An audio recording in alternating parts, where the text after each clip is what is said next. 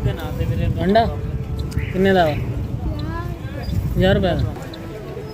एक अंडे चो किन्ने बचदे 10 रुपए 10 अंडिया का 100 रुपया बच गया किन्ने बेच लेना रोज दे 20 अंडे बस 200 बचाना फिर वो 200 का की लेना फिर तू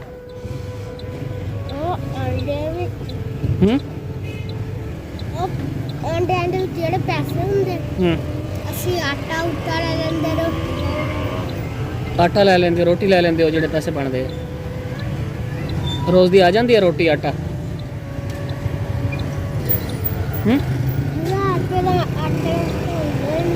ਨਹੀਂ ਹੁੰਦਾ ਨਾ ਤੇ ਫਿਰ ਕਿੱਦਾਂ ਗੁਜ਼ਾਰਾ ਕਰਦੇ ਹੋ ਅਸੀਂ ਚਟਨੀ ਨਾਲ 50 ਰੁਪਏ ਦੀ ਚਟਨੀ ਲੈ ਕੇ ਖਾ ਲੈਂਦੇ ਹਾਂ ਹੈ 50 ਰੁਪਏ ਦੀ ਚਟਨੀ ਲੈ ਕੇ ਉਹਦੇ ਨਾਲ ਰੋਟੀ ਖਾ ਲੈਂਦੇ ਚਟਨੀ ਨਾਲ ਰੋਟੀ ਖਾ ਲੈਂਦੇ ਹੋ ਸਬਜ਼ੀ ਨਹੀਂ ਲੈ ਆਉਂਦੀ ਸਾਲਣ ਨਹੀਂ ਲੈ ਆਉਂਦਾ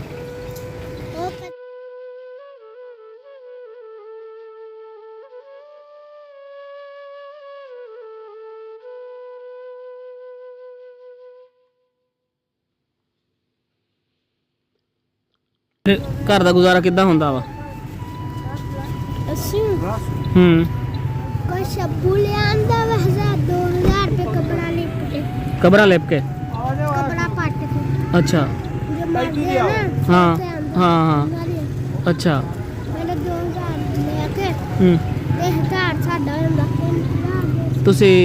ਤਿੰਨੇ ਭੈਣ ਭਾਈ ਵੇਚਦੇ ਹੋ ਅੰਡੇ ਮੈਂ ਇਕੱਲਾ ਤੂੰ ਇਕੱਲਾ ਵੇਚਦਾ ਅੱਛਾ ਮਤਲਬ ਸਾਲਣ ਨਹੀਂ ਲੈ ਹੁੰਦਾ